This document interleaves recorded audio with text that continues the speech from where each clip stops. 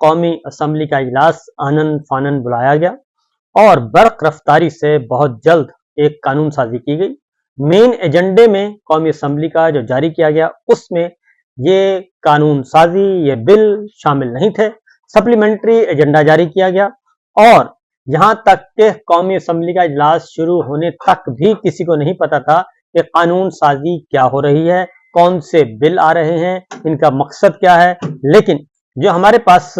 اب اطلاعات پہنچ چکی ہیں اور آپ سب لوگوں نے بھی، پوری قوم نے ٹی وی پر دیکھا، ہاتھا پائی، گتھم گتھا، مار دھاڑ، لڑائی اور تھپڑوں کی بارش، لیکن اس کے باوجود یہ قانون بنا دیا گیا اور یہ بل پاس کر دیا گیا۔ قومی اسمبلی کا اجلاس تقریباً 3 گھنٹے کی تاخیر سے شروع ہوا۔ اس سے پہلے اپوزیشن اور حکومت کے درمیان مذاکرات ہوتے رہے، اسپیکر کے چیمبر میں بھی، ادروائز بھی، لیکن کسی قسم کا کوئی تصفیہ نہ ہو سکا۔ اور قومی اسمبلی کے اجلاس سے پہلے پاکستان تحریک انصاف کی پارلیمانی پارٹی کا اجلاس ہوا۔ ان تک یہ بات پہنچ چکی تھی کہ کچھ نہ کچھ گڑبڑ ہے، بلکہ کافی کچھ گڑبڑ ہے، اور حکومت وہ قانون سازی کرنا چاہتی ہے جو کہ جو 26ویں غیر آئینی ترمیم کی آڑ میں کرنا چاہ رہی تھی، اور اس ساری قانون سازی کو اس غیر آئینی ترمیم میں سمونا چاہ رہی تھی، لیکن اس میں تو حکومت کامیاب نہیں ہو سکی۔ لیکن آج آرمی ایکٹ اور آرمڈ فورسز ایکٹ، جو کہ نیول ایکٹ 1952، آرمی ایکٹ 1952 اور ایئر پاک فضائیہ کا جو ایکٹ ہے وہ بھی اس سے متعلق 1952 کا ایکٹ، ان تینوں میں ترامیم کر دی گئیں۔ اور ان ترامیم کے نتیجے میں جو مین پوائنٹس ہیں وہ میں آپ کو بتائے دیتا ہوں، کیونکہ پہلے ذرا انہی ترامیم کے بارے میں ہی جائزہ لے لیتے ہیں۔ اور آرمی چیف کی جو مدت ملازمت ہے، وہ اس کی ٹینیور جو ہے وہ 3 سال سے بڑھا کر 5 سال کر دیا گیا ہے۔ اور یہ اس کا فائدہ جنرل عاصم منیر صاحب کو پہنچے گا، اور پاک بحریہ کے سربراہ کو پہنچے گا، پاک فضائیہ کے سربراہ کو پہنچے گا، اور ان کی مدت ملازمت اب 3 سال نہیں 5 سال گردانی جائے گی۔ اور اس طریقے سے جنرل عاصم منیر نئے قانون کے تحت اب آئندہ سال، اگلے سال 27 نومبر 2025 کو ریٹائر نہیں ہوں گے، بلکہ وہ ہوں گے 27 نومبر 2027 کو۔ 2 سال ان کی مدت ملازمت میں توسیع کر دی گئی ہے۔ اور اس طریقے سے یہ بل جو ہے 1952 میں ترمیم کا بل پیش کیا گیا۔ پاک فوج میں جنرل کی ریٹائرمنٹ کے قواعد کا اطلاق آرمی چیف پر نہیں ہوگا، اور تعیناتی، آرمی چیف کی تعیناتی، دوبارہ تعیناتی یا ایکسٹینشن کی صورت میں آرمی چیف بطور جنرل کام کرتا رہے گا۔ بعد ازاں ایوان نے پاکستان آرمی ایکٹ ترمیمی بل 2024 بھی کثرت رائے سے منظور کر لیا، جس میں ایئر فورس ایکٹ ترمیمی بل 2024 اور نیوی ایکٹ ترمیمی بل 2024 بھی شامل تھا۔ اب میں آپ کو بتا دوں کہ اس میں ایک اور کام کیا گیا ہے، اور وہ یہ کیا گیا کہ جنرل باجوہ کو جب توسیع دی گئی تھی تو اس میں بالائی عمر جو ہے آخری حد 64 سال رکھی گئی تھی، یعنی کہ کوئی بھی 4 سٹار جنرل 24 سال کی عمر تک خدمات سر انجام دے سکے گا۔ لیکن اب یہ جو نئی ترمیم کی گئی ہے اس میں 64 سال کی آخری عمر کی حد بھی ختم کر دی گئی ہے، اور اس طریقے سے آپ یہ کہہ سکتے ہیں کہ، بلکہ کہہ نہیں سکتے بلکہ حقیقت یہی ہے کہ اب آرمی چیف تا دم حیات، تا دم زندگانی، تا دم وفات وہ چاہیں تو وہ آرمی چیف رہ سکیں گے۔ اور یہی قانون جو ہے پاک بحریہ کے سربراہ پہ اور پاک فضائیہ کے سربراہ پہ بھی اس طرح اطلاق ہوگا، یعنی تا دم زندگی وہ اپنے جنرل کے طور پہ کام کرتے رہیں گے۔ ان کی ریٹائرمنٹ کی آڑ میں یا ان کے ذمہ داری کی آڑ میں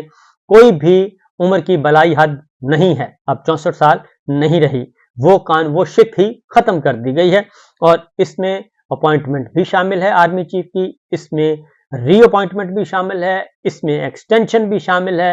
اور اس میں ٹینیور آف سروس جو ہے، سروس لمٹ، وہ بھی شامل ہے۔ تو اس میں ایک اور آپ کو بتا دوں کہ چونکہ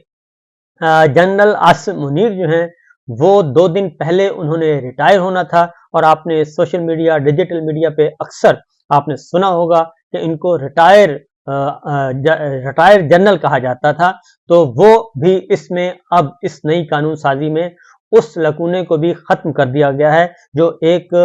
سکم تھا اس سکم کو کور کر دیا گیا ہے، اس کو آئین اور اس قانون کے تحت تحفظ دے دیا گیا ہے۔ یہ صورتحال آج ہوئی ہے جناب، اور یہ جب قانون سازی ہو رہی تھی اس وقت پاکستان تحریک انصاف، اپوزیشن کی جماعتیں جو ہیں وہ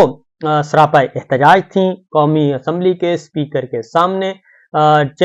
ڈائس کے سامنے وہ نعرے بازی کر رہی تھیں عمران خان کے حق میں اور شہباز شریف کے خلاف، اور شہباز شریف اور ساری حکومت اور فسطائیت کے خلاف شدید ترین نعرے بازی، یہاں تک کہ ایک دوسرے سے گتھم گتھا بھی ہوئے، اور اس کی وجہ یہ بنی کہ ایک عطا تارڑ صاحب جو ہیں وہ آ گئے اپوزیشن کے احتجاج میں، اور انہوں نے مخالفانہ نعرے لگانے کی کوشش کی، تو اس کے بعد پھر ہاتھا پائی ہوئی، گتھم گتھا ہوا، تھپڑ چھپڑ بھی پڑے، سب کچھ ہوا، اور پھر سارجنٹ ایٹ آرمز کو بلانا پڑا، اور وہ آئے، اور پھر کچھ حکومتی وزراء آئے اور انہوں نے بیچ بچاؤ کرایا، اور اطلاعات کے مطابق یہ جھگڑا شاہد خٹک اور عطا تارڑ کے درمیان ہوا، جبکہ باقی تمام پاکستان کی تحریک انصاف کی لیڈرشپ وہاں پہ موجود رہی، اور عمر ایوب خان صاحب نے اس پہ یہ کہا ہے کہ اس سے ہماری فوج کمزور ہوگی، فوج کا ادارہ کمزور ہوگا، یہ جو کام کیا گیا ہے، اور اس سے تازہ دم خون جو ہے وہ نہیں آ سکے گا، لیڈرشپ قائدانہ صلاحیت سے بھرپور نہیں آ سکے گی۔ اسی طریقے سے جو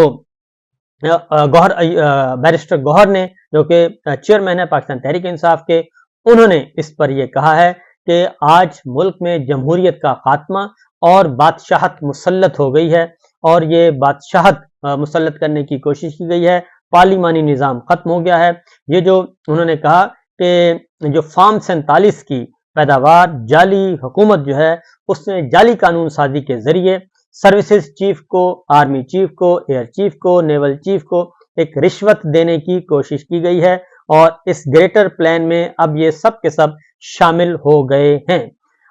جو خواجہ آصف صاحب کا یہ جو بل ہے جی، آرمی ایکٹ، آرمی ایکٹ سے متعلق جتنے بھی بل ہیں تینوں، نیوی کا، ایئر، پاک فضائیہ کا، اور یہ سارے کے سارے پیش کیے خواجہ آصف صاحب نے، اور خواجہ آصف صاحب آپ کو پتا ہے کہ فارم 47 ان کو دیا گیا تھا، اور ریحانہ امتیاز ڈار صاحبہ جیتی ہوئی ہیں، تو آپ یوں سمجھ لیجئے کہ یہ سارا کچھ پھر کیوں کیا گیا، اور یہ تمام کس طریقے سے کیا گیا، اور یہ کب سے چل رہا تھا۔ اس کے ساتھ ساتھ ایک اور قانون سازی بھی کی گئی ہے، اور وہ ہے سپریم کورٹ کے ججز کی تعداد 17 سے بڑھا کر 34 کر دی گئی ہے، آلموسٹ ڈبل کر دی گئی ہے، اور اسلام آباد ہائی کورٹ کے ججز کی تعداد 12 کر دی گئی ہے، اور اس کا بھی بنیادی مقصد صرف یہ ہے کہ چیف جسٹس یحییٰ آفریدی صاحب کو چیف جسٹس مقرر کرنے کے بعد بھی حکومت جو ہے وہ ان کی دال نہیں گل رہی تھی، جو انہوں نے پلان کیا تھا یحییٰ آفریدی صاحب کو چیف جسٹس بنانے کا، جسٹس منظور علی شاہ صاحب کو ہٹانے کا، وہ سارے کا سارا پلان فلاپ ہو گیا، اور یحییٰ آفریدی صاحب، جسٹس منظور علی شاہ صاحب، منیر بختر صاحب اور تمام کی تمام سپریم کورٹ متحد ہو گئی، اور جب وہ متحد ہو گئی تو اب ان کے پاس اس کے علاوہ کوئی گنجائش نہیں، کوئی چارہ کار نہیں تھا۔ پہلے کہا گیا کہ 5 ججز لائیں گے، پھر کہا گیا کہ 8 ججز کا اضافہ ہوگا، لیکن آج جو بل پیش کیا گیا وہ تھا 17 ججز کا، اور اس کا مطلب بڑا واضح ہے کہ جو پہلے سے سپریم کورٹ موجود ہے اور 17 کے 17 ججز ہیں، اس میں ایک بہت بڑی اکثریت سوائے 2 ججز کے باقی تمام کے تمام 15 ججز جو ہیں وہ متحد ہیں یحییٰ آفریدی صاحب کی قیادت میں۔ اس لیے اس 15 کی لیڈ کو ختم کرنے کے لیے 17 اور نئے ججز بھیجے جائیں گے، اور پھر انہی 17 ججز میں سے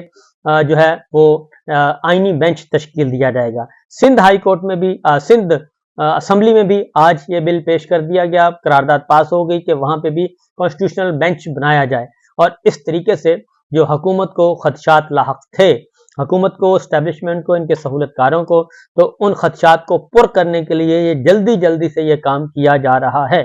تو اب آتے ہیں ذرا ان خبروں کے پیچھے ہے کیا۔ ان خبروں کے پیچھے یہ ہے جی کہ آرمی چیف جناب عاصم منیر صاحب جو ہیں وہ پہلے سے ایک طے شدہ پلان تھا کہ ان کو ایکسٹینشن دی جائے گی۔ یہ پہلے 26ویں غیر آئینی ترمیم میں ایک شک رکھی گئی تھی، آرٹیکل 243 کی سب کلاس 5 کا اضافہ کیا گیا تھا، لیکن اس میں جو مذاکرات ہوئے اس میں یہ بات نہیں بن پائی۔ کیونکہ یہ ساری قانون سازی جو آج کی گئی ہے اس ساری کو آئینی ترمیم کے تحت تحفظ دینا مقصود تھا، لیکن اس میں جو پولیٹیکل پارٹیز ہیں وہ اس پہ آمادہ نہیں ہوئی۔ پاکستان تحریک انصاف، مولانا فضل الرحمان صاحب بھی آمادہ نہیں ہوئے، جس کے بعد پھر اس میں ایک صرف جوڈیشری کی حد تک اس میں ترمیم کی گئی۔ آرٹیکل 243 میں جو امینڈمنٹ کی جا رہی تھی وہ بھی سروسز چیف کی اپوائنٹمنٹ اور appointment, reappointment, extension, limit of service جو ہے اسی کا تذکرہ تھا۔ تو آج وہ ساری چیزیں جو ہیں وہ آرم فورسز ایکٹ میں ترامیم کر کے یہ سارے کا سارا کام آج کر دیا گیا ہے۔